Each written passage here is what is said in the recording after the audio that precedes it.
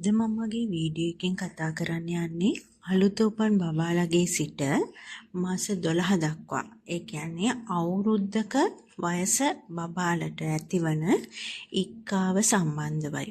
ඕනෑම චූටි බබෙක්ට චූටිම කාලේ ඉඳන් ඉක්කාවක් නිතර ඇතිවිය හැකියි. නමුත් මේ පිළිබඳව අපේ අම්මලා ගොඩාක් බය වෙනවා. ඉතින් මේ පිළිබඳව අනවශ්‍ය බියක් ඇති කරගත යුතු නැහැ. මොකද කියනවා නම් ඉක්කාව මගින් බබාගේ ආමාශයේ බඩ තුල වැඩිපුර වාතය ඉවත් කිරීමක් තමයි ඉක්කාව මගින් සිදු වෙන්නේ. ඉතින් ඒක බබාලට වාසිදායක තත්වයක් වෙනවා. ඉක්කාවට හේතු විදිහට සාමාන්‍යයෙන් වැඩිපුර කිරි පෙවුනම වැඩිපුර ආහාර ගෙනුනම ඊට පස්සේ ඉක්මනින් කිරි ටික පොවා ගත්තම ඉක්මනින් බඩට කිරි ටික දාගත්තම ඒ වගේම ඉක්මනින් ආහාර ගත්තම චූටි බබෙක් නම් කිරි බොනකොට වාතය ඇතුළු වුණාම මෙන්න මේ වගේ හේතු මත තමයි ඉක්කාව ඇති වෙන්නේ. නමුත් ඔබේ පැංචට නිතරම විනාඩි 10-15කට වඩා ඉක්කාව තියෙනවා නම් අනිවාර්යෙන් තමන්ගේ බබා සම්බන්ධ වෛද්‍යවරයා හමු විය යුතුමයි.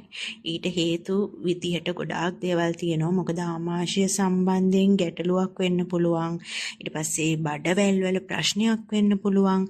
නියුමෝනියා තත්ත්වයක් වෙන්න පුළුවන්. ඉතින් මේ වගේ දේවල් සමහර විට අපි හිතන්නේ නැති දෙයක් වෙන්න පුළුවන්. ඉක්කාව තියෙන අවස්ථාවකදී ඔයාගේ චූටි බබා උඩ දාන්න ඊට පස්සේ දිවෙන් අදින්න වතුර පොවන්න ඔය වගේ දේවල් නම් කරන්න යන්න එපා. මම කියන්නම් මගේ ජීවිතේ මගේ පැංචා ඉක්කාව වැටෙනකොට මම ඉක්කාව ඉක්මනට සනීප කරගන්න මං කරපු දේවල්. මේක මට මගේ බබාගේ වෛද්‍යවරයාම තමයි කියලා දුන්නේ. අපිට සාමාන්‍ය ලේසියෙන් කරන්න පුළුවන් දේවල් ටිකක් තියෙනවා. එයාගේ අවධානය වෙනස් පැත්තකට යොමු කරන්න ඕනේ. ඒ කියන්නේ අව හිනස්සවන්න පුළුවන්.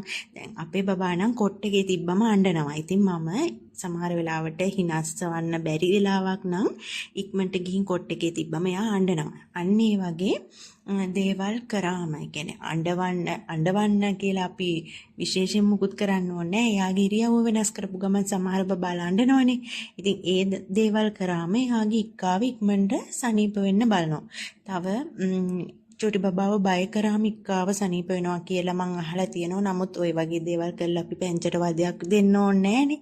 ඉතින් අර වගේ සුළු දේවල් කරලා අපිට ඉක්කාව සනීප කරගන්න පුළුවන් නම් අපි මේ වගේ දේවල් කරලා බලමු.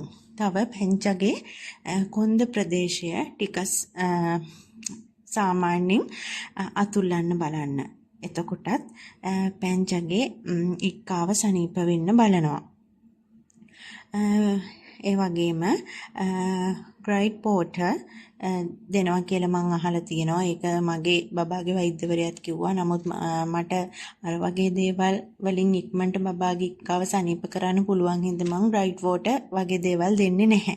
ඒ වගේම සූපුවක් පාවිච්චි කරන්න පුළුවන් පැංචට.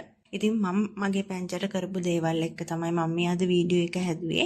මම මේ වගේ තව අලුත් අදහස් සහ මගේ ජීවිතයේ අත්දැකීම් එක්ක වීඩියෝ නිර්මාණ කරන්න බලාපොරොත්තු වෙනවා. ඉතින් මගේ channel එක අනිවාර්යෙන් subscribe කරලා තියන්න. ඒ වගේම අනිත් අයට බලන්න share කරන්න.